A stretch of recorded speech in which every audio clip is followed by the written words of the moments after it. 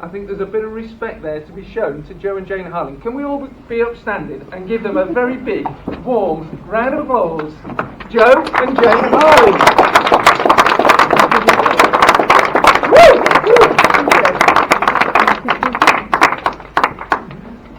Thank you, Andrew. You're very welcome. I feel extremely old now. They did say a bottle of wine in the bar and they'll stay there all night. Do you want me to move these out? Yeah. I know you like to do the marathon now there. I must say we're extremely honoured to be invited to speak to you guys. I hope you enjoy what we're talking about. Has anyone heard us speak before here? And you came back? Thank you. Thank you. Hopefully it'll be different. Before I start, let me ask you, who's into HMOs here? Fantastic. Service accommodation? Commercial property. This one. Excuse me. Okay. What we're talking about tonight, you will find would bolt in to service accommodation, HMOs, brilliant thing. Really, really good. So, you will get a lot out there, I know you will. So, who are we? Joe and Jane Harling. As Andrew said, we've been full-time property for 24 years. Jane was 24, I was 7. And where did we start? Well, this is where we started now. I've got a little pointer here. Jane never lets me have the pointer, so I brought this one. So, where did we start? We started here, this building. Many years ago, when we were youngsters, we worked out of this commercial unit here, which was a hairdressing salon. That's the one we bought in 1988. Because we were hairdressers. So, we were in there and we were working for a number of years, doing the only thing we knew, which was hairdressing. And we used to live up here. It's a 2-bedroom flat. This is the market town, Bradford-on-Avon, which is near Bath. The buildings, the listed building, we knew nothing about listed buildings, we knew nothing about buildings. So anyway, we were living here. Then we moved out. We've got a lovely little place up on the Mendips. We moved out of here, moved into the Mendips. And for 1 year, it was empty, collecting junk and rubbish. 2 years, it was empty, collecting junk and rubbish. 5 years, was it? I think we kind of moved the office into there at about 5 years and started there at about 6 years. And then 7 years was a bit more junk. We knew nothing about property. Nothing about property. There we were, working away like slaves downstairs, and all the time upstairs was this big 2-bedroom apartment, just collecting junk. And one day, I don't know if a client said or I read something or somewhere, we thought, well, why don't we develop upstairs? Why don't we kind of make it into an apartment? So Jane doesn't agree with me often, but she did agree with me this time, said, I think that'd be really good. So, got the planning in for it. And we actually managed to put in 3 1-bedroom apartments and a small studio. We got the planning passed, and it was going through Treacle. It's a grade 2 listed building. We knew nothing about planning, nothing about converting. Everything was second hand.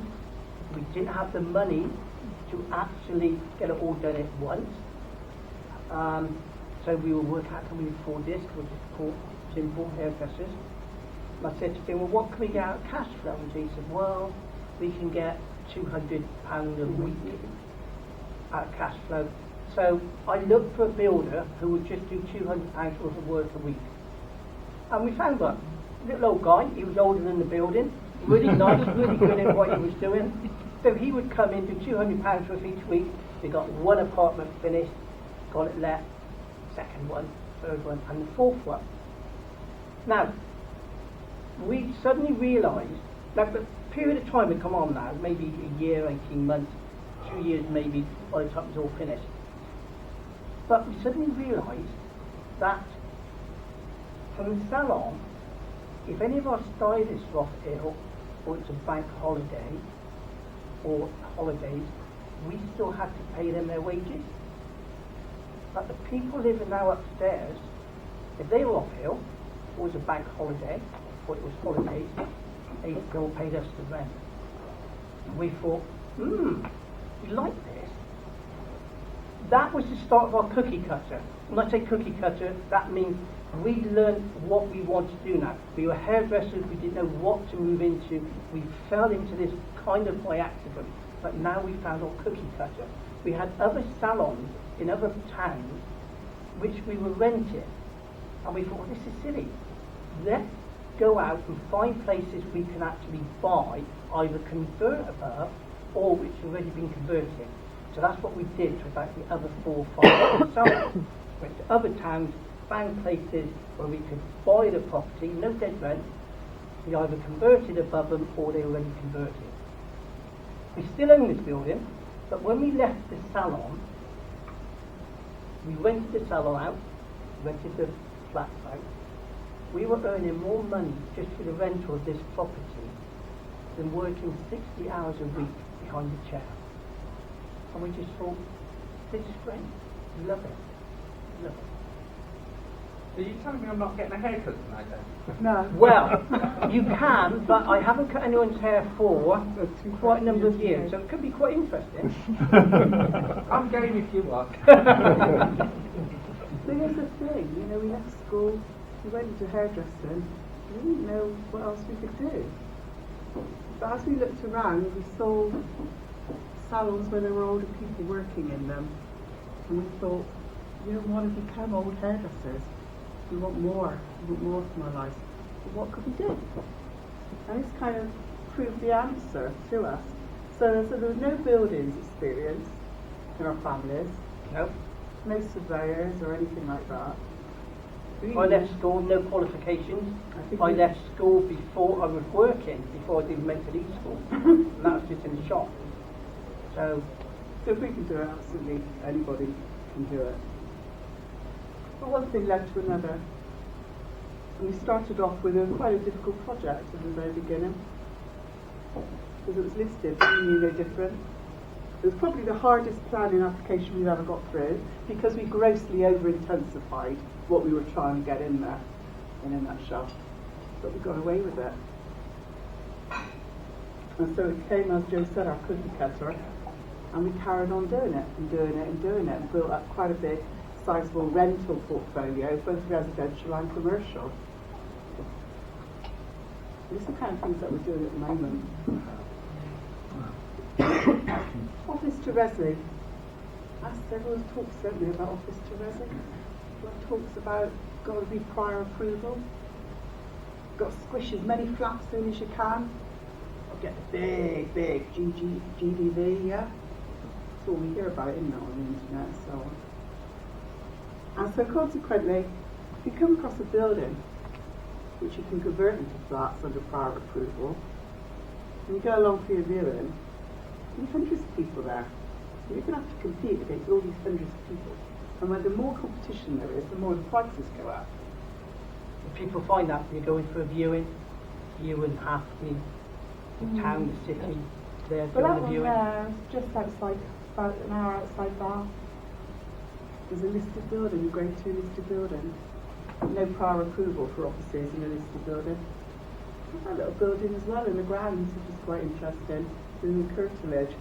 Whacking great strong room in the middle of there because it was a solicitor's office. We competed with 4 other people for that building. So our outside of Bath, quite a nice sort of area, edge of the town centre. What do you reckon we pay for it? Come. How much? Why did you interrupt you? This was on for 6 months. Yeah. No one put offers in. It was on the market for 6 months. We should list the building. So we can't do anything with listed building. It's a commercial building. Can't do anything with commercial building. Let everybody think that. Hopefully tonight you will look at it differently. It's kind of a bit more expensive than Shotton, however. So what was the We paid £250 for that. Because here's the thing, commercial buildings generally per metre square an awful lot cheaper than residential buildings. And that went into 8 flats and a detached cottage. And you did 1.4 there. We have questions. Did you use your own money? Pay for it? No, we Ah, didn't. no, that's a very, no, very, this is going to be a story which is going to evolve through our talk. Okay, sorry. Because we never used to work with other people. And then we started working with other people. And now we no longer work with other people. We're not saying don't work with other people. In a nutshell, that was a very good learning experience for us to have. It was a great, joint so- venture. Yeah, so yeah, we can be talking about how we do that now or later. No, we can talk about it later. Yeah, and it's really interesting. But I will talk Yeah, about yeah. a joint venture here, though. To answer the question. Right. We're always open to Sorry, you got another question? that. Shall I answer it, Deborah? Yeah, go on. That was a joint venture. It was a really successful joint venture. But here's the thing. Whenever you do joint ventures, do you tend to put the property in your name? What's the ultimate security Yeah. for your joint venture partner?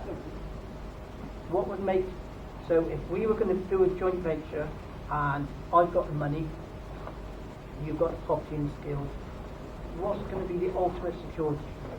You buy it in your name.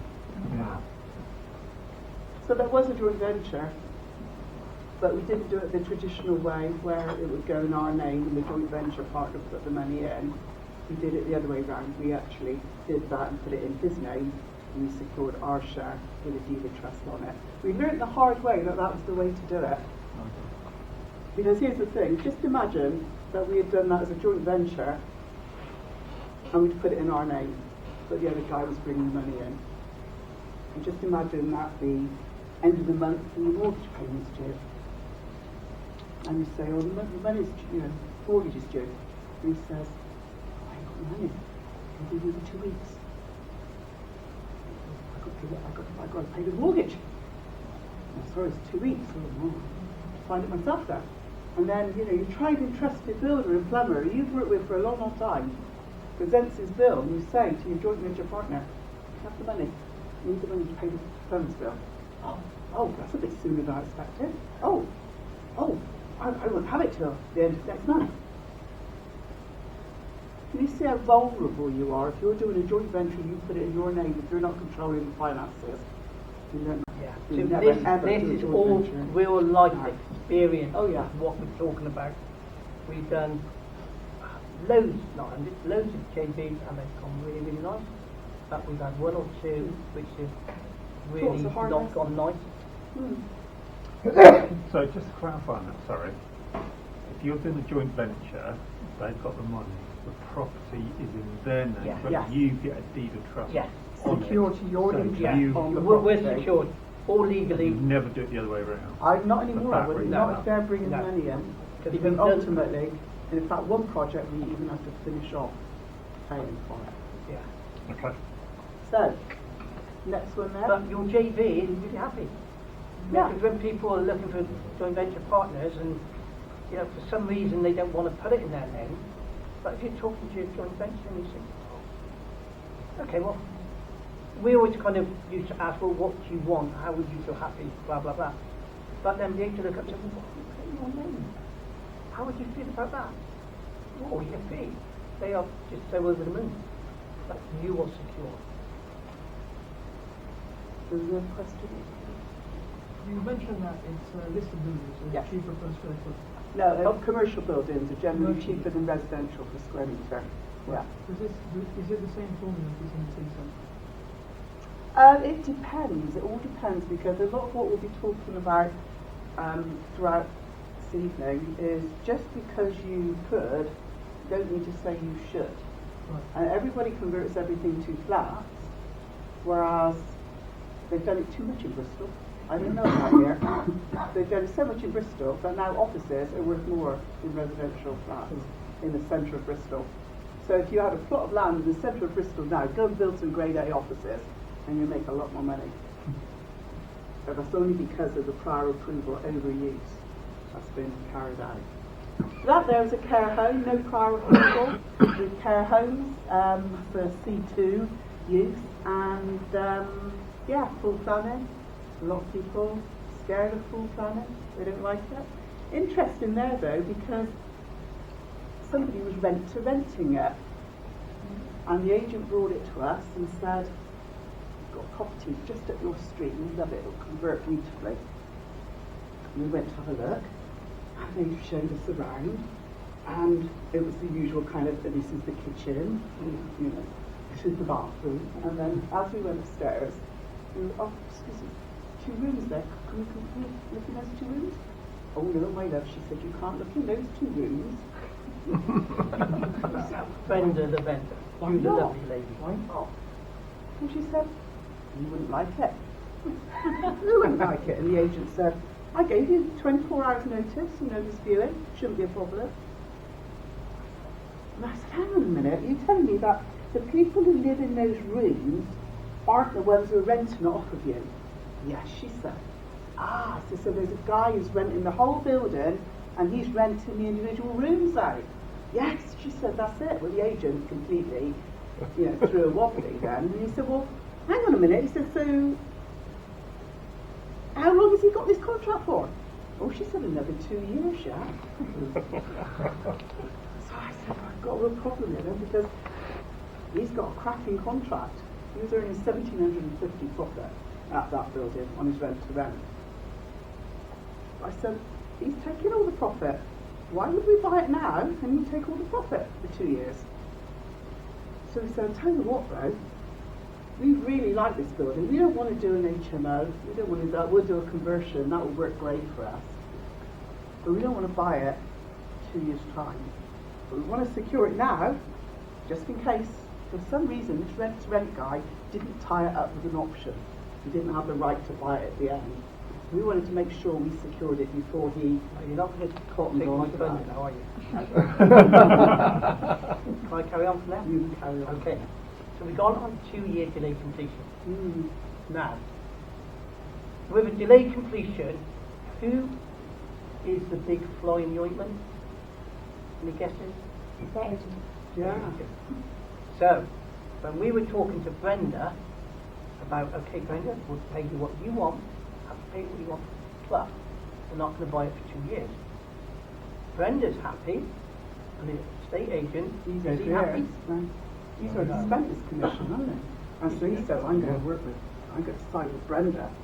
I'm going to make sure that Brenda don't accept this offer, because I can sell it and get my money a lot quicker if somebody else buys it. So what we do whenever we do delay completion is, we say to the agent, what we're going to do, we're going to pay you your fees now, up front. So you're actually going to be making your money quicker than a normal transaction. So the dynamics change now, because now Mr. Agent comes and aligns himself with you, and he'll work with you against Brenda. He's on your side. So, can I just clarify this language? Brenda was the seller. Vendor to vendor, the agent was walking around. When we were talking with Brenda, and we like to do terms. We would pay more for property if we can get terms, and we'll be going on to more of that a bit later. But you could tell he wanted 2 years delay completion on the last. So we said, well, we'll pay you your money now. Well, not now. It'll be We'll quicker pay it than on normal exchange, transaction. which is But quicker it's than taken you off the back end. So we paid 600 for that. So whatever we paid the agent was taken off the back end. Now, also when Brenda wanted us to have it as well, because I was sat down the table with Brenda, and Jane was taking the agent outside, and he was saying, no, I bet it ain't agent, it's all right, you're not going to get out of this deal, don't worry. And I was talking with Brenda, we were talking about listing, we had a little video with Andrew, we talk about listening in the video, and sat down on the table, and you see a nursing home, and Brenda was saying, fireplace. I remember that fireplace in the Christmas time? Stockings on there and the trimmings. I really, really miss that fireplace. I said, tell you what, Brenda, if we work together on this, can we buy it off you? I'll take that fireplace out and I'll take it up to where you live now. No, she said. I said, yeah, I'll do that. And that clinched the deal. So it was just kind of listening to what her feelings were, and that kind of clinched the deal. So I sidetracked a bit. So if you're doing delay completion, always get the agent on your side, pay them beforehand. You know, pay before 2 years, 1 year, whatever, and they'll love you for it. Property down there, it's a grade 2 star. Anyone know about what the implications are of that little star? Is it a famous person that lives to live in there or something like No. But it could be. It could be. Because like 92-93% of listed buildings in the UK are grade 2. That means they've got some historic character or special interest, or somebody important may have lived there, or maybe somebody pretty eminent may have designed the building, pretty eminent architect or so on.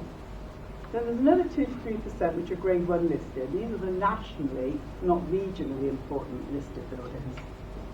They're the ones of huge architectural interest, a very eminent architect may have designed them. And then in between, there's another 2 to 3%, which is grade 2 star. Not quite up there with the grade 1s, but a little bit more than regional importance than the grade 2s. And what it usually means is there's something like a grade 2 listed building, but it forms part of a historic crescent, or part of a historic square, or something that elevates it just out of the grade 2 level that it was originally. And the reason I say this is because that little star can make a big difference to what you plan to do. Because converting a grade 2 building really isn't so problematic as what a lot of people think. But when you get that little star and you get grade 1, all of a sudden historic England, which is the old English heritage, they become involved and you have to consult with them. They can sometimes provide a spanner in the work. But ultimately that little star is like a little bit more treacle to go away with. But that was a grade 2 star. And it went through 5 flats and a commercial on the ground floor without any problem. We're currently looking at a grade 1, which we may go ahead with or maybe not. That one there, centre of Bristol, 3 flats, maisonette at the back, commercial unit on the ground floor. Everyone know the principle of title splitting, creating leases, or not? Anybody here is... No? Okay. See this syndicated. Okay. I want to do it though. It's a great thing to do. Yeah, It is. because I've got a property which was 3, then 2, then 1, and now I want to put it back to 2. But, so, Okay. Yeah. I'll be interested. Yeah. So, you go down Tesco's, yeah, and you buy yourself a cake, yeah? £10. You're going to cut the cake into 10 equal slices, wrap a bit of cellophane around it, take it to your kid's school plate, and sell each slice of cake for £2, yeah? So the cake, instead of being £10, is now worth £20. Same cake, same ingredients, but legally arranged in a different format, which is forced the value up. So same analogy, what we do with property. So on something like this, you would buy the whole building in one freehold. But then, when you want to sell each flat individually, you could create a separate lease for each separate unit. And you could refinance each unit separately, or you could sell each unit separately.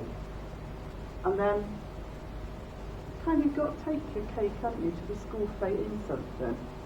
Yeah, like a cake box. Kind of same analogy, really. The freehold company, think of it as like a cake box. It holds all your leases together, holds all your slices of cake together.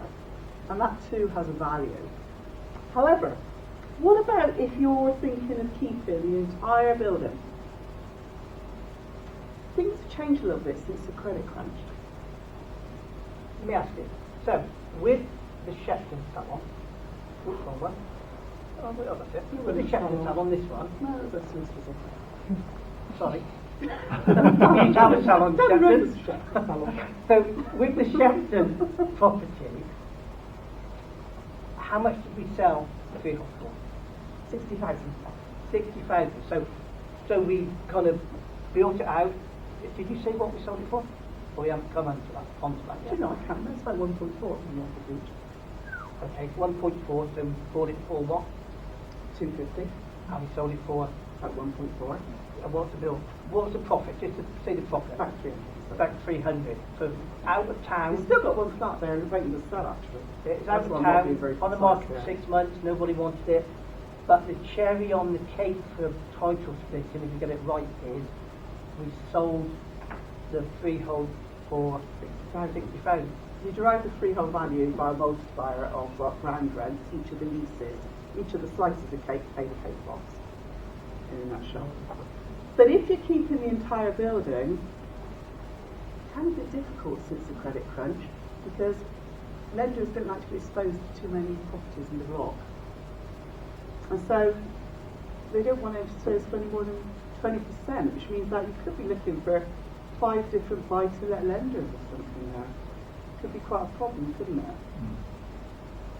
So, again, what we're going to be talking a bit about tonight is that it's not always about squeezing and wringing every last bit of profit out of a deal. Sometimes it's better to do things quickly, swiftly. I do a deal on it.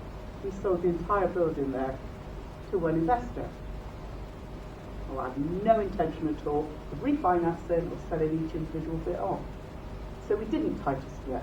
It was a pure conversion. You don't have to create leases. You don't have to title split. Just bear that in mind. Our current project there, what we're doing at the moment. The next woolen mill, derelict. What do you do with this? It's much longer. It Can't get it all in. It's probably it's twice the the size. size of that, yeah. Any ideas? Well, I can't split it. Who said house? Who's just the old arse thunder? Yes.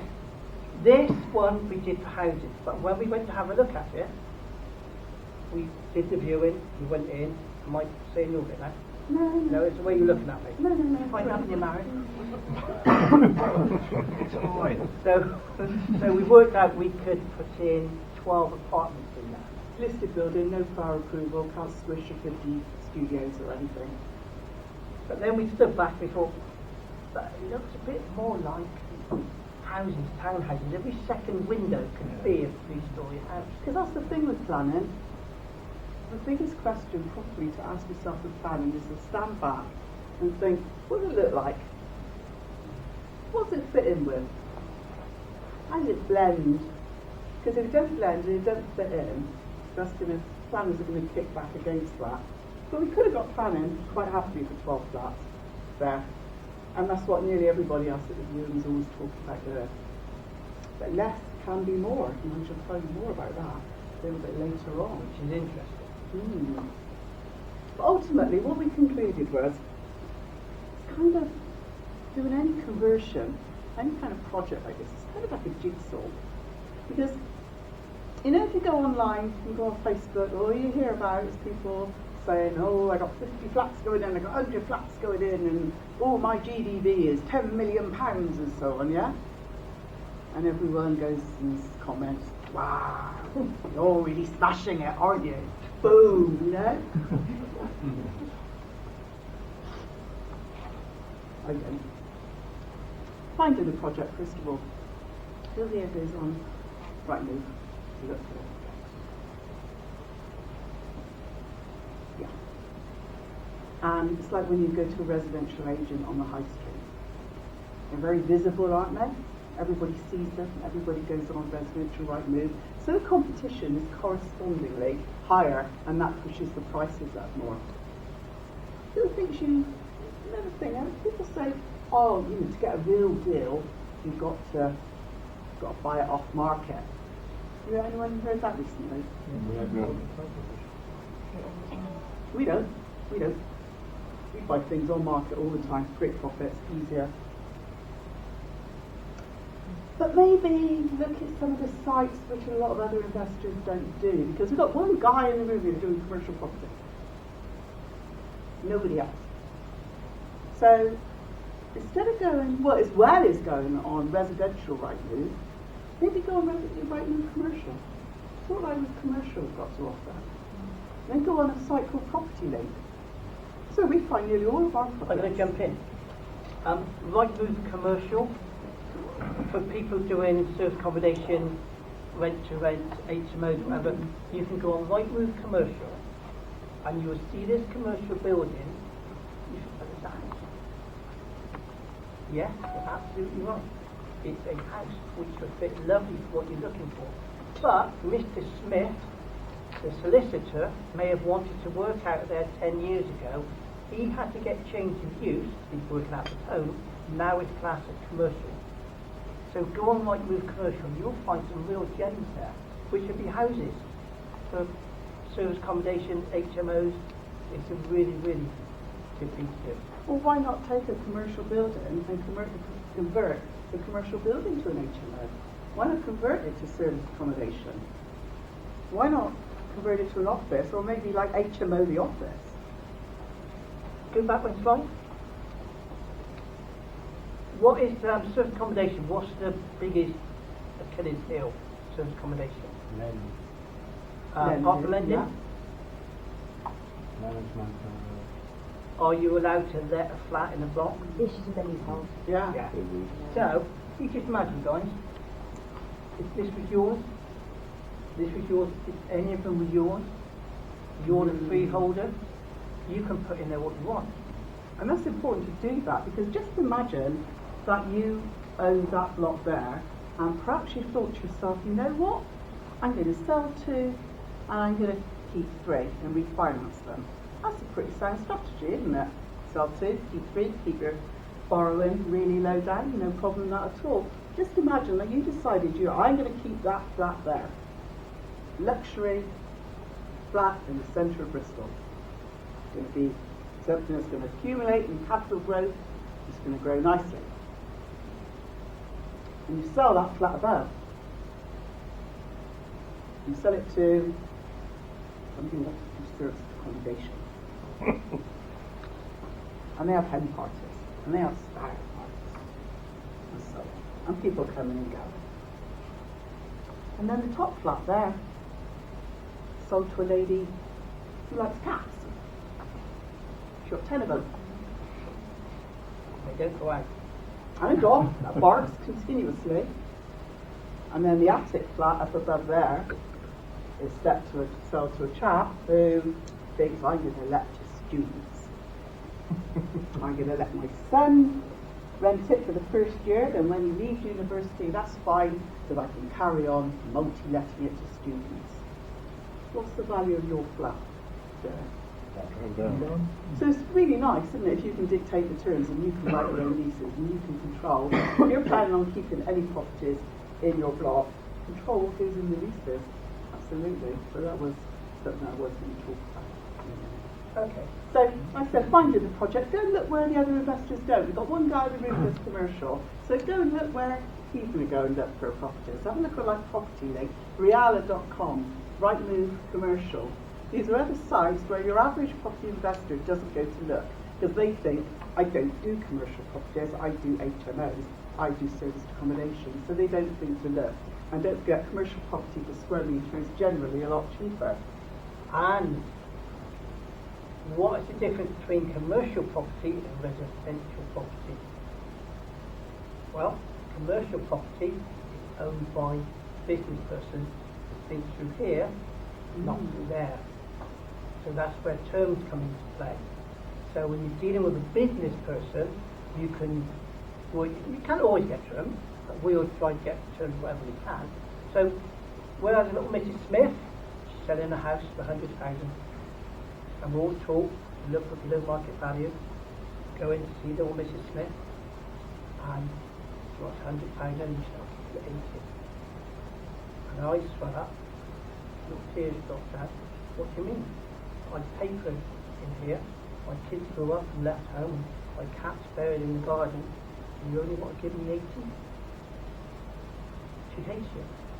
You can ask for £500,000 for it and she won't do any business with you. Whereas a commercial agent, you can put them like this. A commercial lender. Yeah, agent vendor. It's not personal then. Anybody here employ people? We used to remember this a lot with our hairdressing people.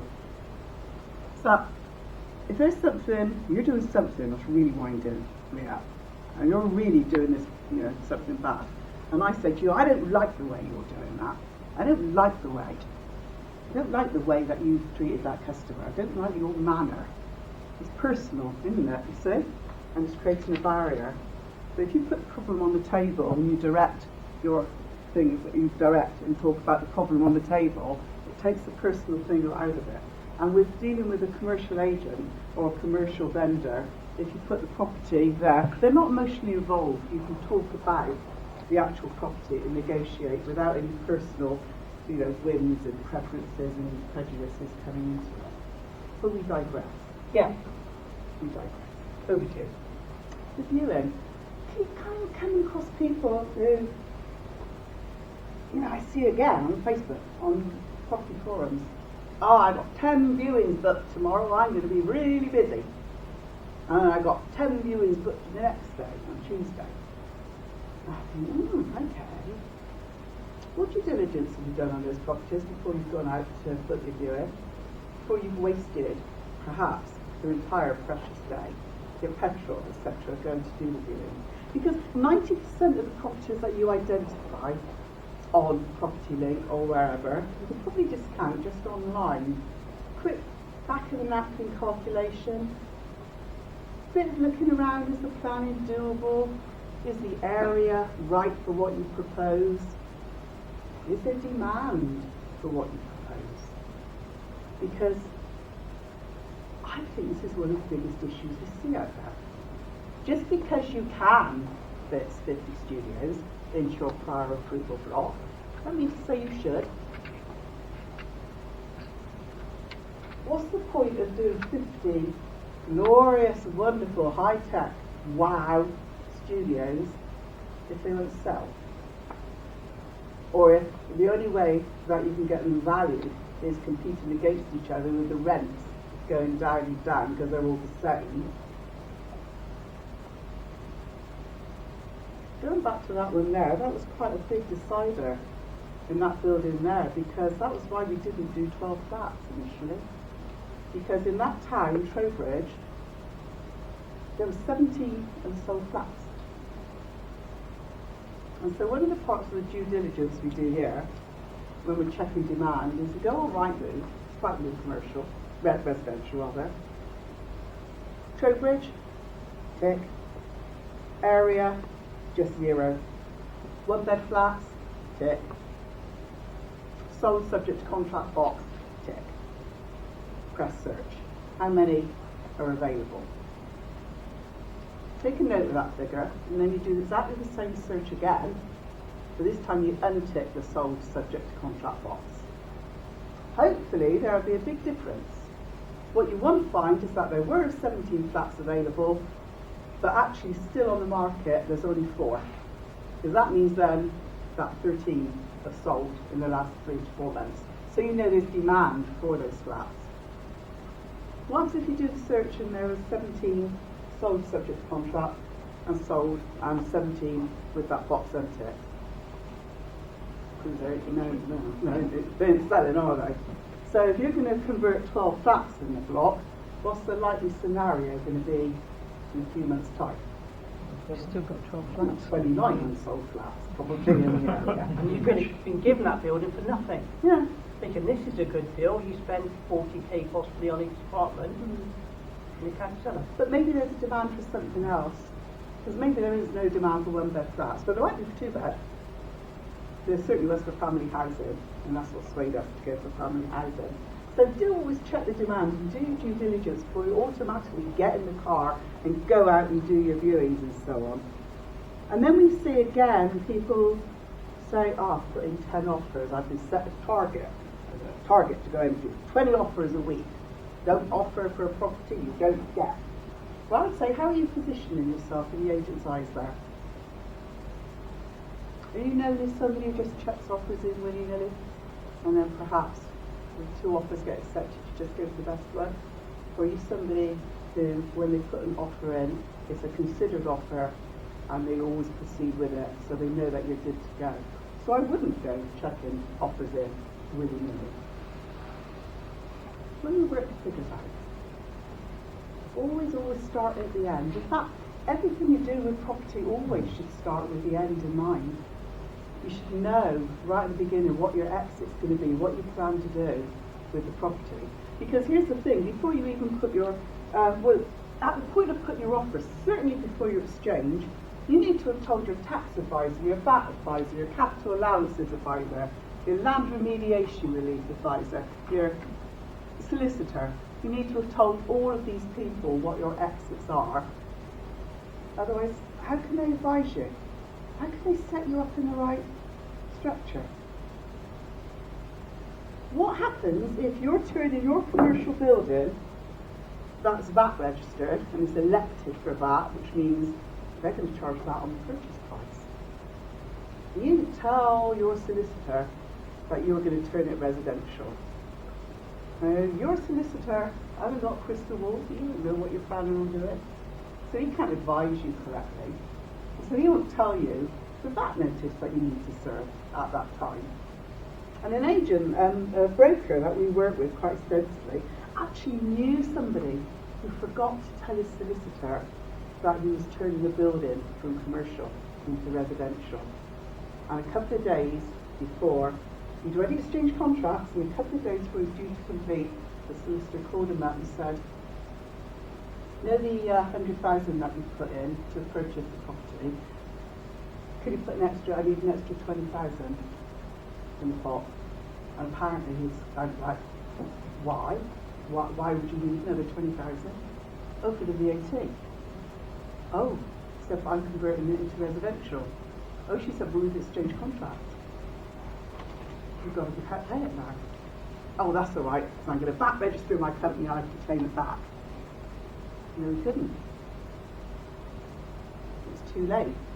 So if he thought about his end and told all his advisors beforehand, then he could have served the notice and avoided having to pay the VAT on it.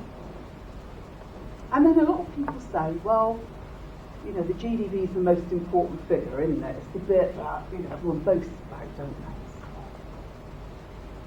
It's kind of, it is important, but it's only important in order to be able to work out the figure that's the really important one.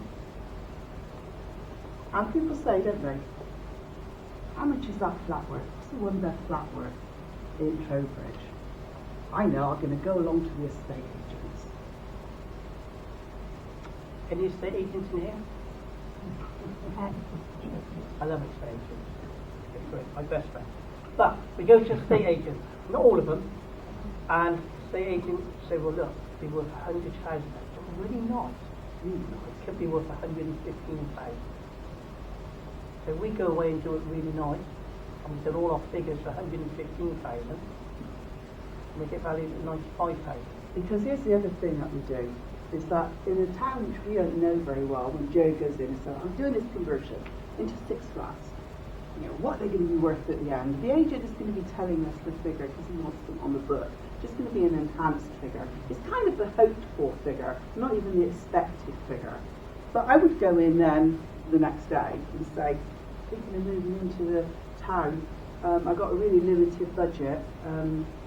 What would I have to pay, you know, to get a 1-bed flat in this town? And they say, well, we'll probably do you one for about 90, you know. Oh, okay, so a 1-bed flat is, you know, 90,000 I should get to get one for? Oh, yeah, 90, you know. I think that's weird, because he told my husband 115 yesterday. It was done really nice. What figures would you use to calculate your GDV on your development? Absolutely, you go for your 90 all the time. If you get the 115, then that's really nice. It's a bit of a bonus, isn't it? But here's the thing, we bought that first commercial in 1988. Anyone here remember what happened in like 89, 90? Crash. It was a hell of a crash. You think the last one was bad? Try it with interest rates at 15%. And I go, yeah. Yeah, a really big crash. And then the last credit crunch as well. And we've been through both of these, property developing and been well and truly battered about, but survived and lived to tell the tale. And it's left us as really, really cautious and really concerned with backups. So we would say, yeah, go for the 90,000. get your GDV. Always use sold comparables and only sold comparables to get your gross development values. Next thing we'd say then is take off profit straight away. And we would suggest you take off 25% for residential development and 30 to 35% for commercial. Because here's the thing, it doesn't matter if you're doing your development and you're planning to sell. For the credit crunch, when it comes, or another downturn, it's going to come like that. There will be warnings, because there's been warnings for the last few years, last few months, the last year. But if it does fall, it will probably fall quite swiftly and quite brutally. So you may not be able to sell. You may not be able to sell your flats at the end of it. So you better make sure that you've got backup. But then what happens if, like 2009, your backup, your refinance, somebody stops lending? It's like if I said to any of you guys here, who here refinances HMOs and HMO lending? Yeah, a lot of people use like Kent Reliance, the big lender for HMOs. Just imagine if I said to you, just consider if Kent Reliance suddenly, in 2 weeks' time, said, not lending anymore, closing our books. Boom. Do you think that would cause a lot of property investors out there issues with their developments? I think it would cause huge issues. And you say, well, that ain't going to happen, is it? That's never going to happen. Well, it did to Mortgage Express and Paragon in Northern Rock in 2009. Who knows? Who knows what will happen? So you better make sure that you've got a backup. And we would say that 75% you should be able to refinance the residential out. Take out a mortgage on it, rent it out, and be able to ride out the downturn until the good times return. Because if you're having to sell in the slump, then all of a sudden you become a motivated seller, which is what everybody out there on Facebook looks for, isn't it? The motivated seller, the vendor. Don't never maneuver yourself in the position of being one. Next thing, take off your construction costs off of that lower figure. And afterward, when you talk a little bit later on, about some of the other costs. A lot of people forget about the other costs. And the figure you're left with then is the absolute maximum that you can afford to pay for that property, whether you go to auction, sealed bid or anything. Joe was talking about terms though, wasn't he, earlier? What happens if you allotted, say, £70,000 worth of finance in your figures, and you've come out with a bottom line of 270,000. One of our mentees actually had this situation last year. The bottom line was 270, which has £70,000 worth of finance costs in her budget. And the vendor said, yeah, got to have a 3 in front of it. As long as it's got a 3 in front of it, the asking price, he said, I'll accept it. And she said to us, I can't get, I can't go. I'll be down well below my profit. So he said, well, where can you save any of those costs? She said, well, I got 70,000 in there for finance. I said, okay, what's that, bridging and development finance? She said, yeah, that's right. I said, well, if you ask the right questions to the vendor, what's he doing with the money? What's his plans for the property? Does he need all the money right now? Oh, she said, I'll go and ask him. I came back and said he's putting it in the bank. I said, oh, what's he putting it in the bank? Oh, she said. Well, he laughed and said, not very much. So we said, well, how about if you asked him what would he like to earn? And she came back and said, well, he said about 4 or 5%. And he's lending us the money to buy his own property.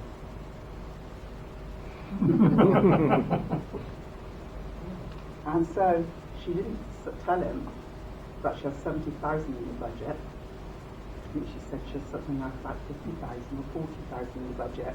And she said, I will pay the interest to the banks. I'd much rather pay the interest to you. That's kind of the key. It's Yeah. like Kate said, you never see the whole, what you're going to be spending on your finance. If it's 100, you say, well, I'm going to spend 50, the bank wants 50 and I hate paying 50 to the bank. What do you think? And who likes paying money to the bank? So you say to the vendor, you say, well, what if I could pay you more and actually pay you higher interest? Maybe I could go to the 3. Maybe we could put a 3 in front of the purchase price. Is this something we can talk about? That's very powerful. Is this something we can talk about? So if someone's going to pay you more money and you say this is something we can talk about, what are they going to say? So maybe your bottom line isn't the end, be all and end all, because perhaps you can manoeuvre it by the clever use of terms to save you your costs. Planning matters. A lot of people say, got to be How are we doing for time?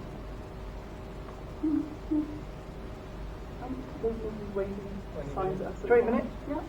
So, planning Right, matters. 8 minutes. Yeah, okay. Then it's my slide. All right. Who thinks planning matters? Who thinks planning applications, full planning list of building takes forever? Certainly on the internet, people say.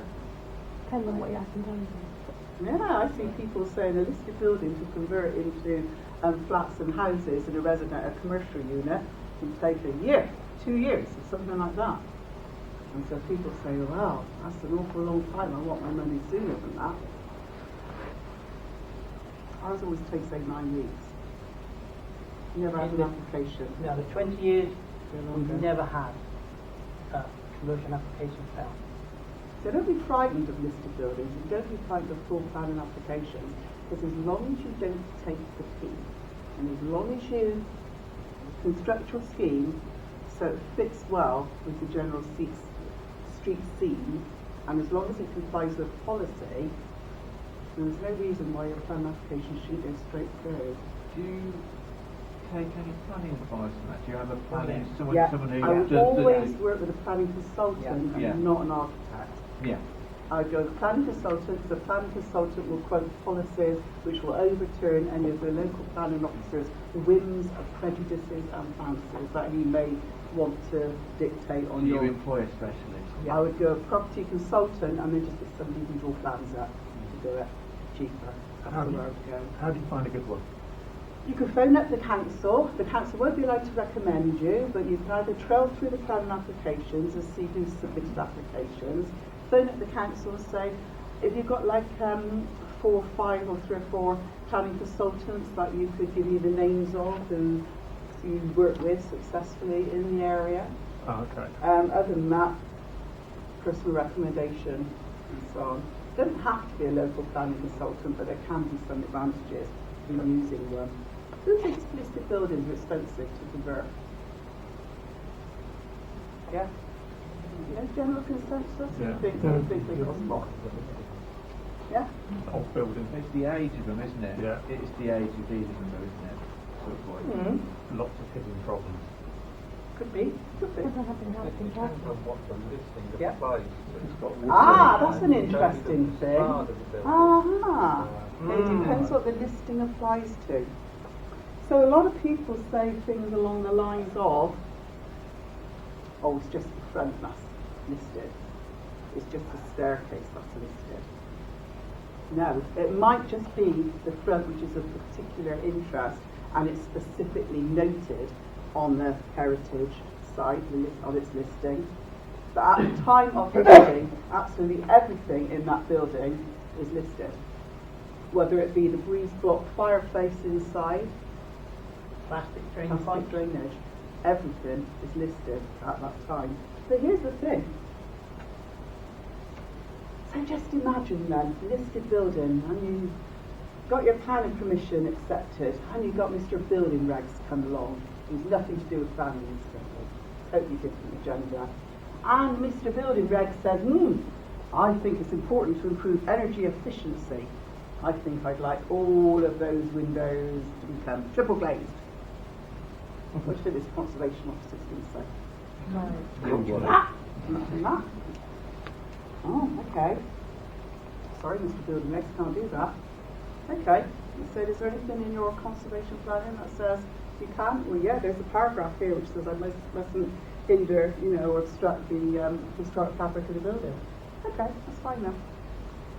Oh, what about these beautiful cornices you've got all the way around the room? You want me to insulate those external walls with thick insulation to improve the energy efficiency, but then that's going to ruin all the cornice in. Oh, don't need to do that.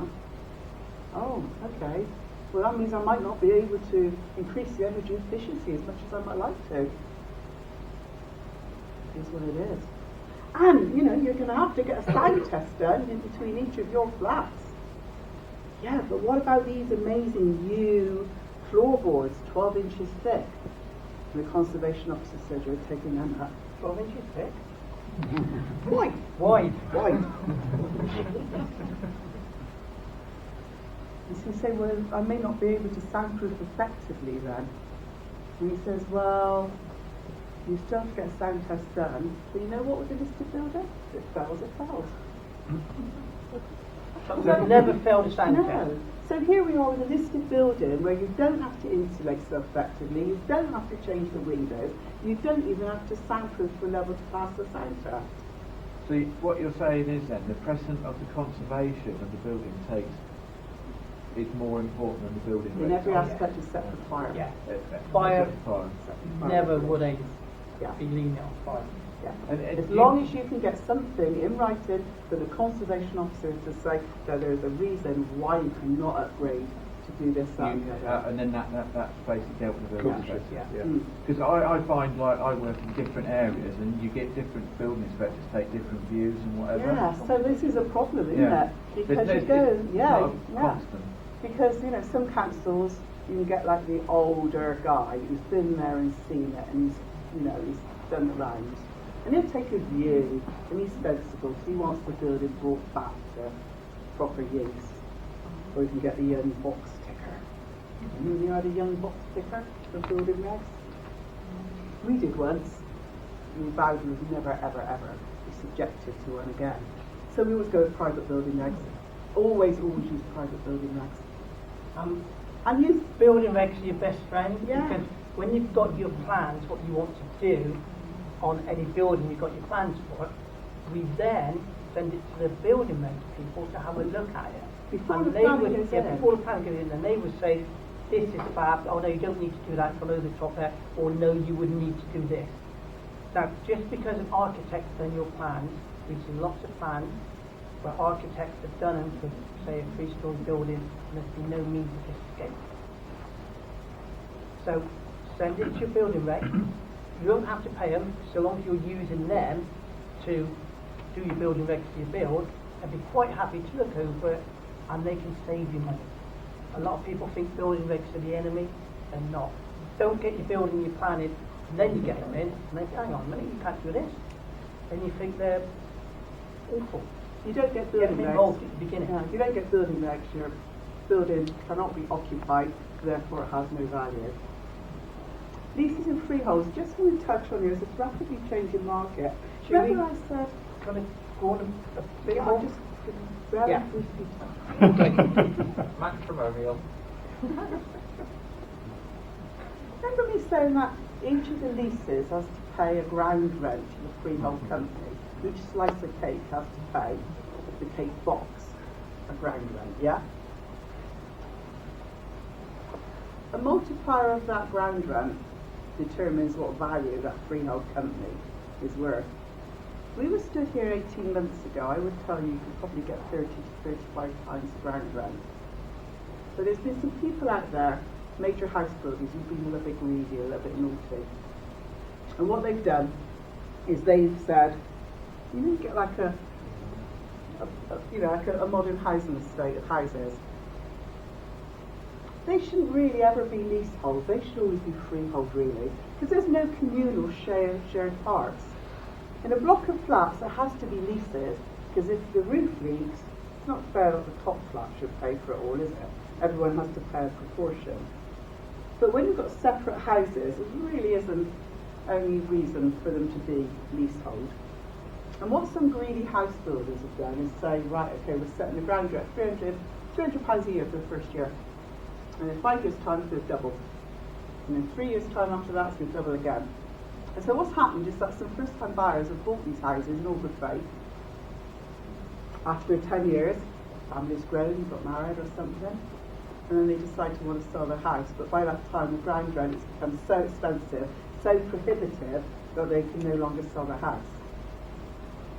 And the government have decided to, we're talking about legislating against this, and the minute the government starts talking about legislating about things, then mortgage companies immediately prick their ears up and alert their valuers, to the extent that now you can only charge 0.1% of the purchase price for your ground rent, and you're likely to get a multiplier of between sort of 15 and 20 times.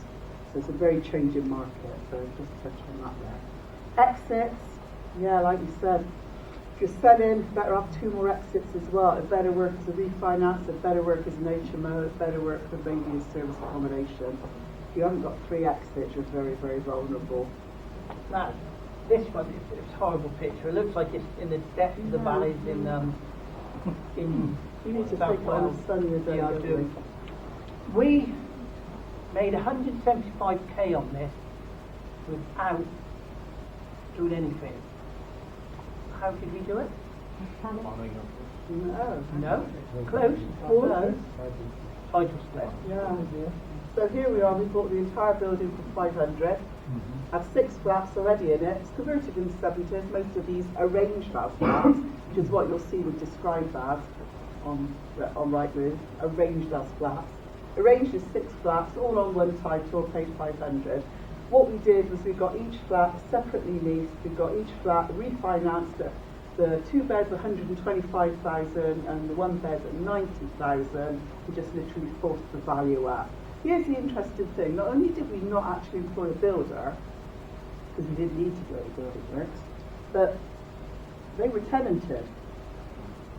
In fact, that one there has still got the same tenant in it. And I don't think the tenant actually knows what happened. Why should she be bothered? She lived in her flat. She didn't know a lease was created around it.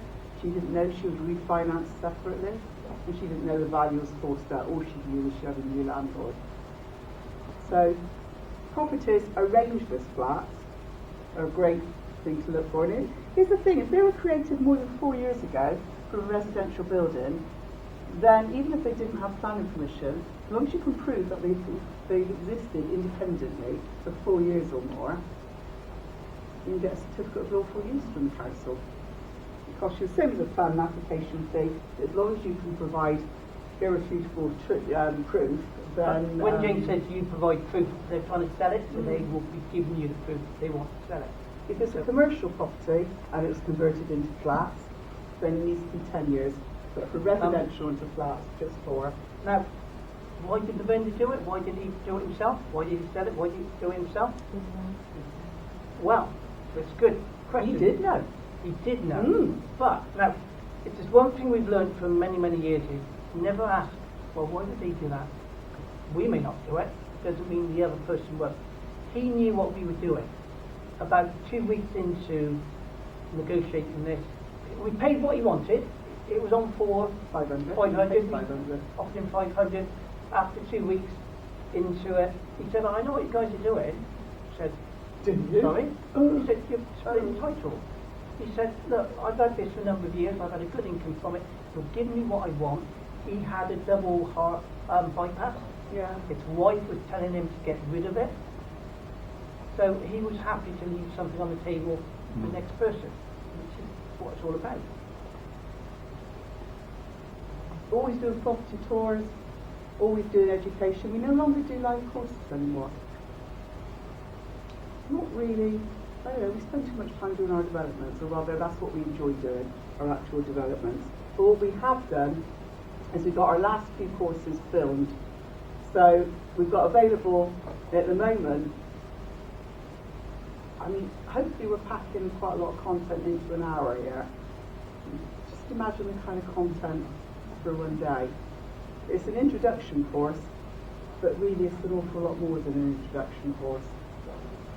But anyway, we no longer do it live, but if anybody wants a full day of going around the jigsaw, £97, see us later, and you can take it home and learn it in your own time. Interesting thing there, that building there, As an office, but as a listed building. You were just discussing the drive with that building for the previous one. Yeah. Is there any reason why he didn't split the titles even though he knew all about it? Yeah, because he's owners of triple bypass. He'd been told that. He'd been told that you need to avoid stress. The wife. Not that there was any stress. You know. Yeah, the wife. I heard what you said, and I thought that was why about the salary, but you clarified it right. Yeah, it was just simply they wanted it to be out. They didn't want to do 5, 6 separate. Just speed. Quite a lot of time involved. Yeah. That building there was a listed building. Ordinarily, that would never have taken on listed status because it had no historic interest. But it was within the grounds, the curtilage of this listed building. That means it takes on, if it's built after 1948, it takes on listed status. So beware of buildings in the grounds. But that converted into a 2-bed cottage very nicely. Another one there, yeah. Okay, didn't employ a builder there either. Is this a house or commercial building? From the planning platform. Came under commercial. It was holiday apartments. It's all about commercial agent. So we've got an option on this. An option is an opportunity, but not the obligation to purchase. You know, you'll hear about lease options, and this is touted as that, there's going to be a downturn, so, lease options, got to get into a new strategy and all this kind of stuff. All lease options are as an option, which is the opportunity, but not the obligation to purchase. That's been around in the commercial world for hundreds of years. And all it is one of those with a rental agreement attached to it. That's all a lease option is. But we use options extensively, not as in lease options, but we took out an option on that and said, well, we get planning through. As long as we get planning through for a C3 residential use, then we'll exercise the option and we'll buy it. That's exactly what we did. Created again 4 holiday flats, so went to 4 separate leases. Still got that one today, refinanced it at the good value, 200,000. No building work involved at all. And that's the thing we do a lot. It's subject to planning because you buy something for one price. You get the planning, it's now worth a lot more. Then you refinance it on the higher price, you buy it on the higher price, not the lower price. Works really well. Remember when I said about working out the figures? I said you start with the GDP, then you take off the 25% safety net, then you take off the construction costs. An awful lot of people stop there. An awful lot of people say, hang on a minute, stamp duty. Better include the stamp duty. Better include the solicitor's fee when I'm buying. Yeah. And then they stop. And literally not a networking meeting doesn't go by without somebody coming up and telling us the fantastic deal they've spotted, the opportunity, where they're going to make £50,000-60,000 profit. And I say, we've included all the other costs. And they say, what do you mean? I say, well, all your buying costs, your solicitors to buy it, your valuer, your stamp duty, your tax advice, your VAT advice, your solicitors, your legals.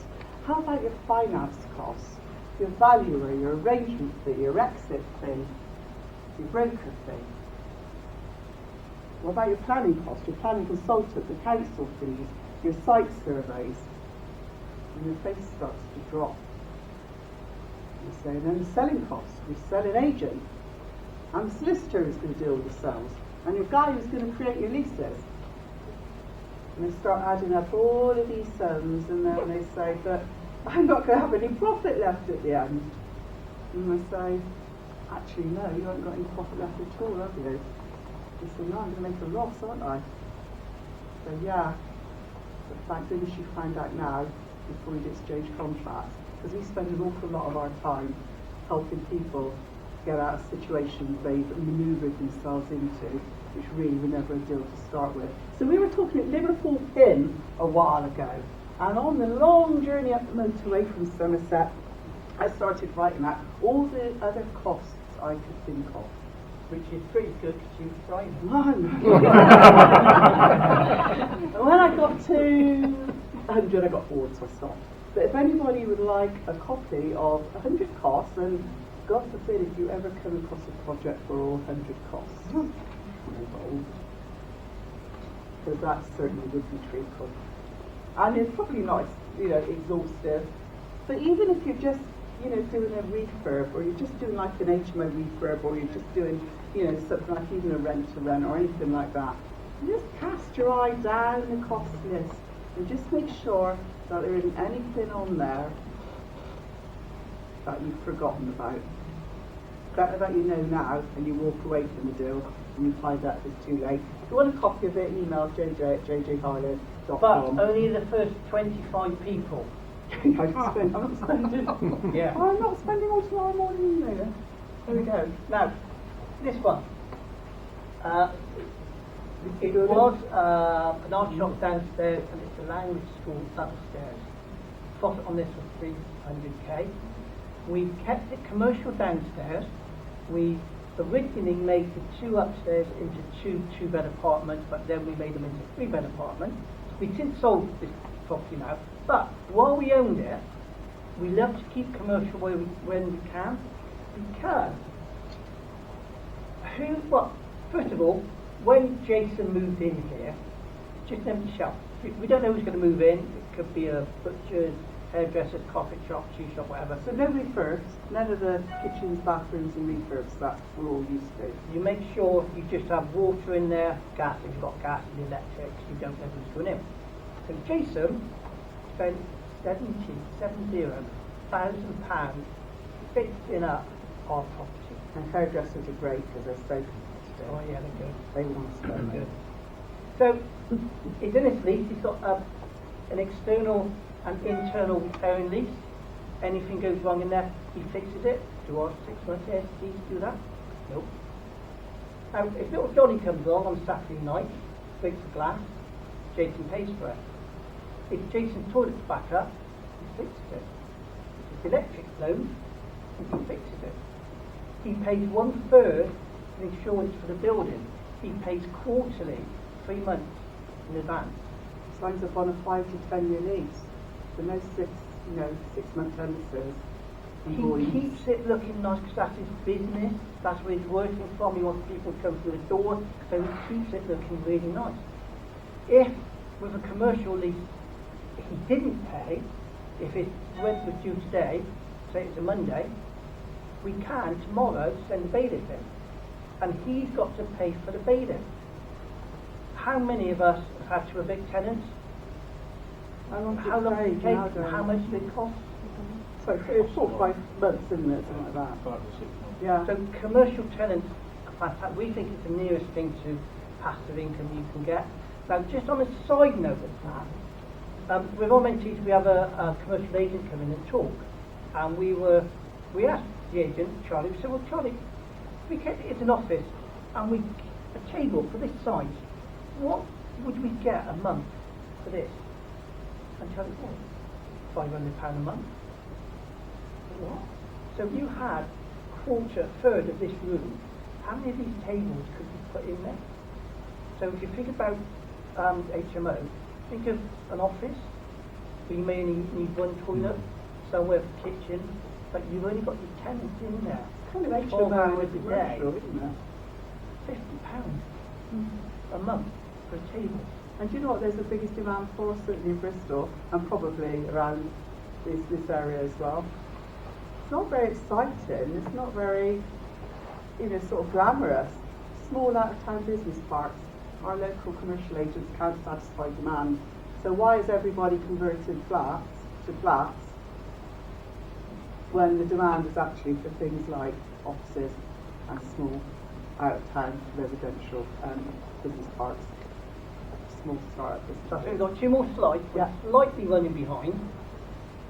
But we won't be long, guys. We do a year-long programme, but we'll talk about that after if anybody wants to. But basically we hold people's hands right way through a whole year, and it's pretty intensive. Trust us, it's pretty intensive.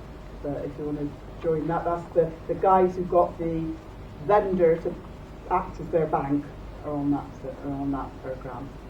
Our latest conversion project there. Have I not got? I want to go past that. You'd think that we don't like employing builders, wouldn't you, really, from some of the things you've said? That's not true, because our builders, think the world of our guy. In fact, we even on the next project, the next one on, giving him 10% of profits, because we want to look after it. Mm-hmm. But that grotty little garage there was at the back of the care home, what we converted. That would have fetched £10,000 to £15,000 in the local auction. But we got planning permission to convert it into a 2-bed house. Did we do it? No. Because we want to do it? No. Because by the time we've done it and built it, who knows what's going to happen with Brexit? Will we be able to sell it? What would we be able to sell it for? I don't really know. That sold half an hour before the auction for 91,000. It was worth 15, but we got planning and we sold it for 91. We did 2 of those in December. So I was saying that once you find your commercial building or your residential and you get your planning permission, just at that point then stop, stand back and say, can I sell it with the benefit of planning uplift? Do I need to build it out at all? Because you might consider in these uncertain times that type of money out now in your bank account is probably worth rather more than waiting 18 months to 2 years. Lastly, the latest conversion project there. Yeah, no demand for flats, they weren't selling. So what we did is we converted them into townhouses. Or we're converting them? Yeah. And I'll talk afterwards in the question thing a little bit about, just remember that staircase there. And there's something equally ideal on the back of that building. Well, we used that to a huge planning advantage to make this scheme work. And the other thing that, biggest learning to take away from all that kind of thing, is sell them off plan, keep down your holding costs. This is CGI, computer generated images. People buy through emotion, not logic, to make it look really nice. The care home, which we made into 6 flats, with 2-year delay completion, all those sold off plan.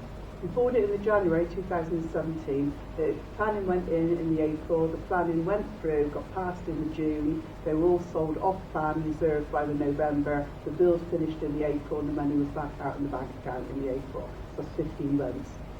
So the timeline's much shorter. There's no dressing. There's no agents coming round. Really well. Well, bit of a whirlwind thing there. I was going to say 100 costs, but I think there's got to be 200 tips packed into that talk there tonight. Has everybody got a lot from that? Yeah. I think we'll cover a few of the things that you've done before in the Q&A after the break. Would that be good? Yeah, I want So to if talk we've about got questions, we'll put that up after, during the break. And we'll take the questions after the break. Is that good for everyone? Yeah. Give a massive round of applause.